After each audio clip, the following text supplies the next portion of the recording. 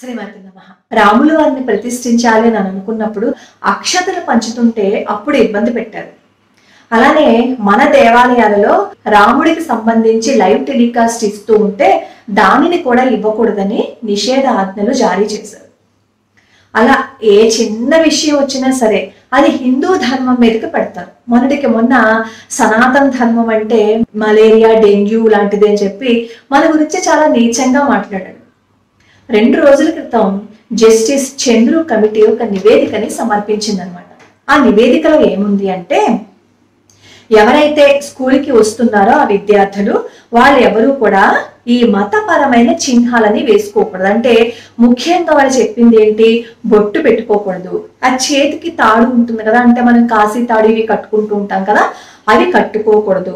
అలానే పేరు పక్కన వాళ్ళ కులానికి సంబంధించి, అంటే ఇప్పుడు మన వైపు ఏముంటుంది, శర్మ, వర్మ ఇలాంటివి తగిలించుకుంటూ ఉంటాం కదా, ఇలాంటివి ఏవి పేరు పక్కన ఉండకూడదు. పిల్లలు ఎవరైతే స్కూల్కి వస్తున్నారో వాళ్ళు స్కూల్కి వేసుకొచ్చిన ఈ సైకిళ్ళు కానీ బళ్ళు కానీ ఉంటాయి కదా, వాటి మీద కూడా ఎటువంటి చిహ్నాలు కనిపించటానికి వీలు లేదు అని చెప్పి జస్టిస్ చంద్రు కమిటీ అనేది ఒక నివేదికని ఈ ప్రభుత్వానికి సమర్పించబోతుంది అనమాట. ఈ ప్రభుత్వ సలహా మేరకు ఇది ఎందుకు జరుగుతుంది అంటే, తిరునెల్వేలిలో ఏం జరిగిందట, ఒక గొడవ జరిగిందట 2 పిల్లలకి. ఆ 2 పిల్లలకి మధ్య జరిగిన గొడవ ఏదైతే ఉందో అది మతపరమైన సంఘర్షణ. మనం కనుక దీన్ని వదిలేస్తే మతపరమైన కల్లోలాలు పెరిగిపోతాయి. కాబట్టి స్కూల్కి వచ్చే వాళ్ళు ఎవరు బొట్టు పెట్టుకోకూడదు. అక్కడ జరిగిన గొడవ ఏంటి, స్కూల్కి వచ్చే పిల్లలు బొట్టు తీసేయాలి అంటవేంటి, అసలు అర్థం ఉంటేనా వాళ్ళు మాట్లాడుతున్నారు.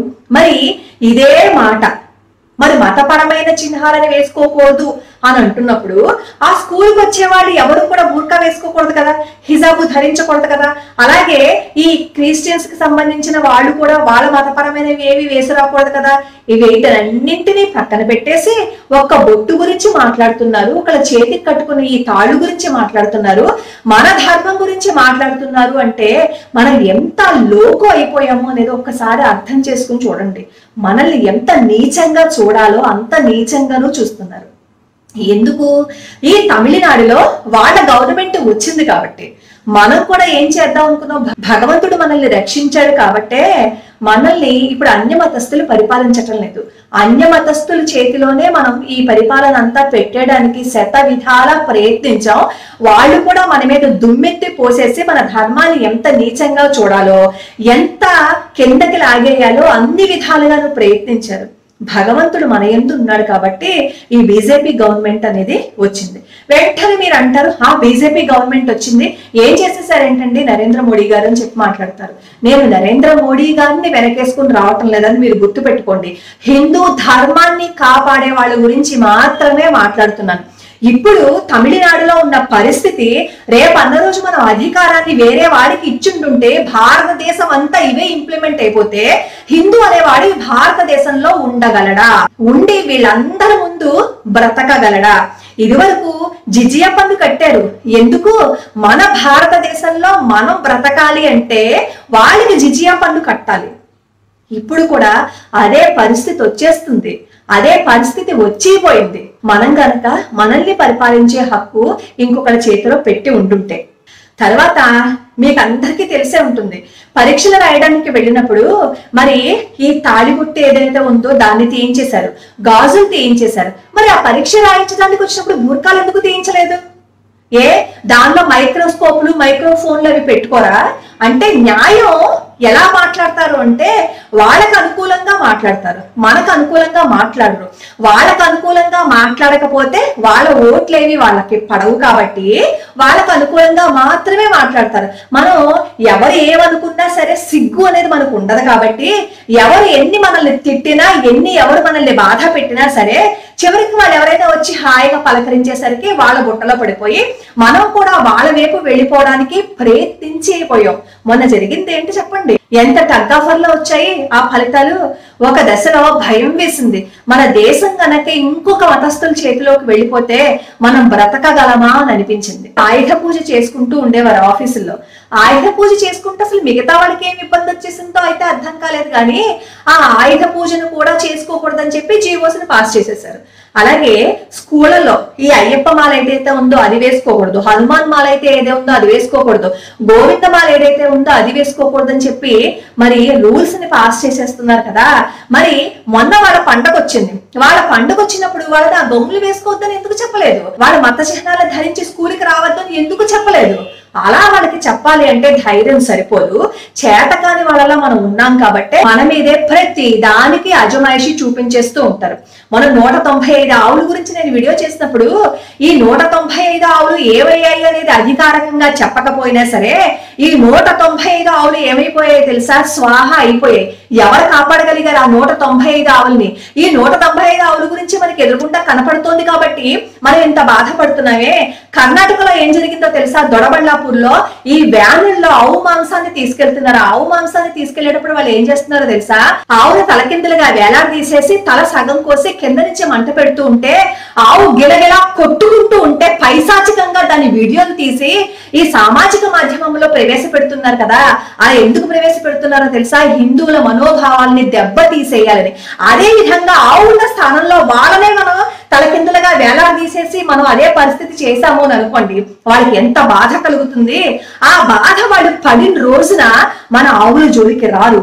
ఆ బాధని వాళ్ళు అనుభవించిన రోజున మన ధర్మం జోలికి రాడు. మరి ఎవరి జోలికి వెళ్ళాం? వాళ్ళ చిహ్నాల జోలికి వెళ్ళామా? వాళ్ళ ధర్మం జోలికి వెళ్ళామా?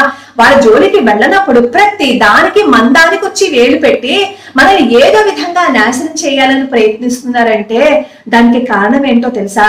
అడ్డబొట్టు నిలువు బొట్టు అని చెప్పి మనం కొట్టుకుంటున్నాం కాబట్టి ఏ బొట్టు లేనివాడు అసలు బొట్టే పెట్టుకోకండి అని చెప్పి మన మీద అథారిటీ చూపించడానికి వచ్చాడు.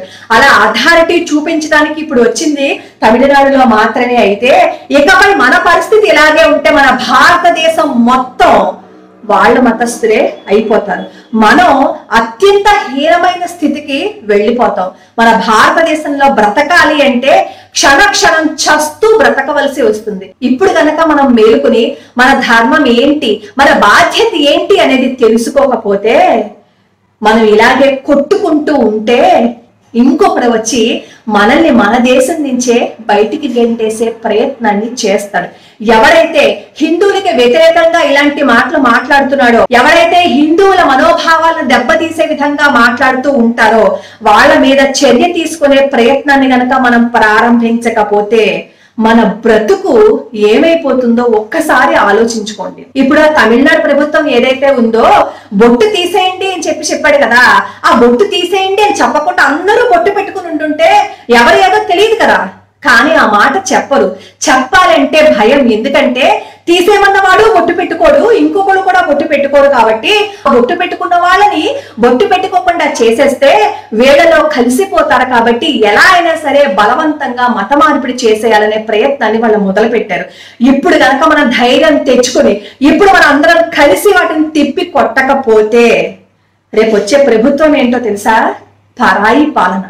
పరాయి పాలనలో మళ్ళీ ఎవరైతే మొఘలాయులు మన దేశాన్ని పరిపాలించడానికి వచ్చినప్పుడు ఢిల్లీ నగర వీధులన్నీ రక్తంతో తడిసిపోయాయో, జంజాలన్నింటిని తూచుకుని ఔరంగజేబు తన కంటకావరాన్ని తూచుకున్నాడో అలాంటి స్థితికి మనం వెళ్ళిపోతాం. ఆ స్థితికి రాకుండా ఉండాలి అంటే ఈ రోజు హిందూ ధర్మం మీద ఎవరైతే దాడి చెయ్యాలని ప్రయత్నించాడో ఆ దాడిని తిప్పి కొట్టకపోతే మనకి బ్రతికే లేదు. మొన్న ఒక వీడియో చూశాను. తజికిస్తాన్ లో ఈ బుర్కాలు, హిజాబులు, మినీ స్కర్ట్స్ వీటన్నింటినీ నిషేధించారట. ఎందుకు నిషేధించారు అంటే వాళ్ళ సంప్రదాయం కాదు కాబట్టి, వాళ్ళ దేశ సంస్కృతి కాదు కాబట్టి. మరి మన సంస్కృతిని ఎందుకో కాలరాసేయాలని చూస్తుంటే మనం నోరు మూసుకుని కూర్చుంటున్నాం. ఒక్కసారి ఆలోచించండి. లోకా సమస్త సుఖినో భవంతు, సర్వే జనా సుఖినో భవంతు.